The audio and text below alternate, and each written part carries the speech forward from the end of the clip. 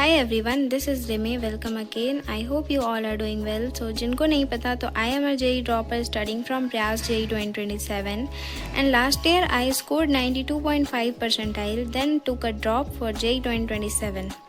सो आज की वीडियो थोड़ी डिफरेंट होने वाली है। मैं तुम्हारे साथ ऑनेस्टली शेयर करना चाहती हूँ कि पिछले कुछ वीक्स मेरी जेई प्रिपरेशन में क्या हुआ एंड मेरी प्रोग्रेस कैसी चल रही है और कौन सी ऐसी मिस्टेक्स की वजह से मेरे कुछ वीक्स वेस्ट हो गए। सो मैं ये वीडियो इसीलिए बना रही हूँ क्योंकि अगर मेरी वीडियो से एक भी स्टूडेंट का टाइम बच जाए तो मुझे लगेगा कि ये वीडियो वर्थ इट थी। साथ में I will also share my progress as a dropper.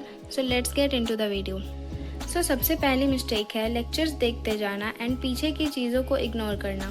Seriously अगर आप आगे की चीज़ों को पढ़ते जा रहे हो एंड पीछे के टॉपिक्स को इग्नोर कर रहे हो तो यस आप भी सेम मिस्टेक कर रहे हो जो मैंने प्रीवियस ईयर करी थी।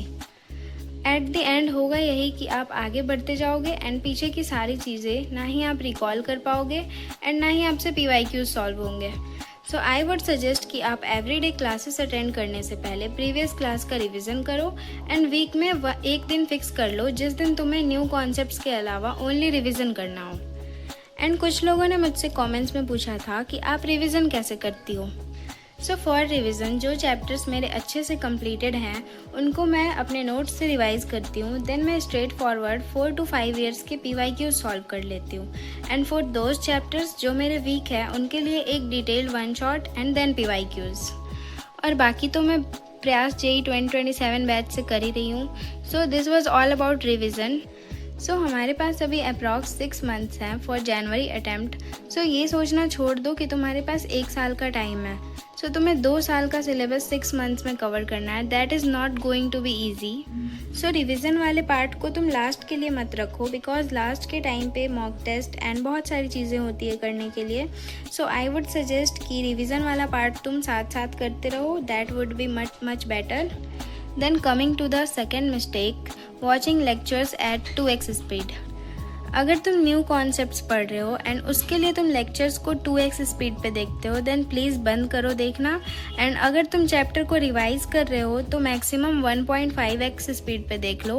बट न्यू चैप्टर्स के लिए तुम 2x स्पीड पे मत देखो बिकॉज प्रीवियस ईयर मैंने भी ये गलती करी थी एंड जिसकी वजह से मेरे rotation and SHM waves in सारे चैप्टर्स के कॉन्सेप्ट अभी तक वीक हैं।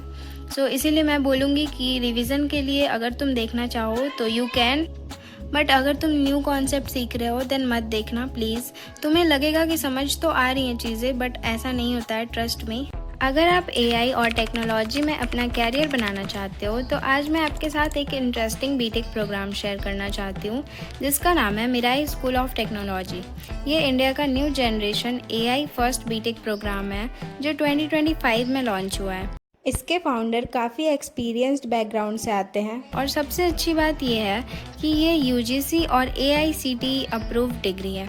साथ ही इसके क्लेम्स को B2K के थ्रू इंडिपेंडेंटली ऑडिट भी किया गया है। जो चीज़ मुझे सबसे अच्छी लगी वो ये है कि यहाँ AI सिर्फ एक सब्जेक्ट नहीं है बल्कि पूरे 4 इयर्स तक करिकुलम का पार्ट रहता है। आप डे 1 से ही कोडिंग और AI टूल्स के साथ काम करना शुरू करते हो। यहाँ आप ChatGPT, GitHub, Copilot, Gemini और Claude जैसे टूल्स को प्रैक्टिकली यूज़ करना सीखते हो। और एक बोनस पॉइंट ये भी है कि मैकबुक M5 फी के अंदर ही इंक्लूडेड है, यानी अलग से लैपटॉप लेने की टेंशन भी नहीं।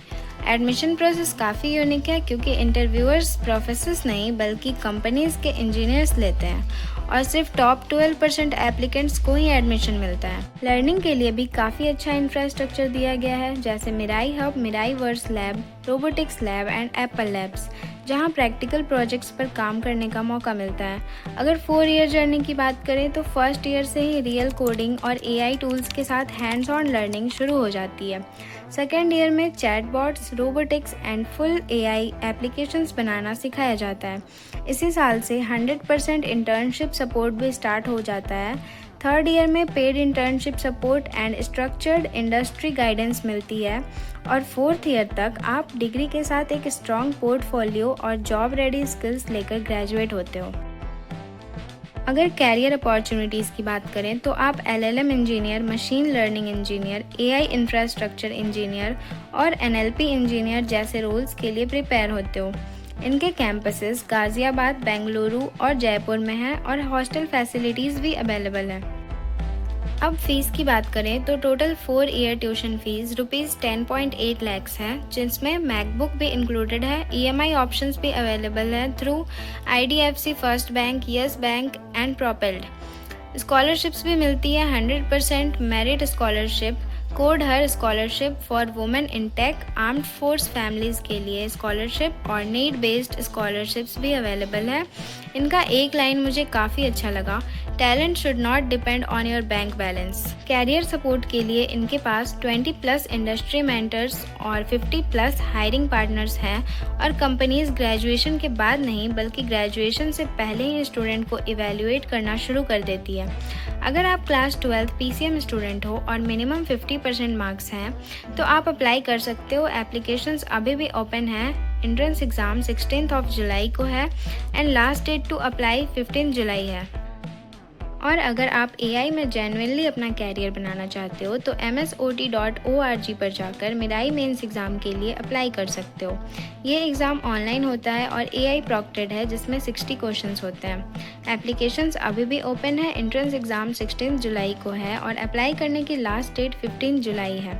अगर आप AI को लेकर सीरियस हो तो डेफिनेटली इस अपॉर्चुनिटी को एक्सप्लोर कर सकते हो। मैं ऑफिशियल वेबसाइट का लिंक डिस्क्रिप्शन में ऐड कर दूंगी। फॉर एडिशनल 500 रुपीज़ डिस्काउंट आप मेरा कोड RIM500 भी यूज़ कर सकते हो। बाकी थर्ड मिस्टेक पे आऊँ तो कलेक्टिंग टू मैनी रिसोर्सेज। सो मैंने देखा है कि JEE प्रिपरेशन के टाइम पे स्टूडेंट के पास काफ़ी तरह की कलरफुल मटेरियल्स मिल जाएंगी और एग्ज़ाम आते आते पता चलता है कि उनमें से एक भी मटेरियल्स अच्छे से सॉल्व नहीं हो पाई। So instead of collecting too many resources I would say कि एक मटेरियल को फॉलो करो एंड उसको अच्छे से ख़त्म करो। बाकी अपने बैच जिसे तुम फॉलो करते हो उसके इलस्ट्रेशंस को करो एंड PYQs लगाओ। That would be more than enough.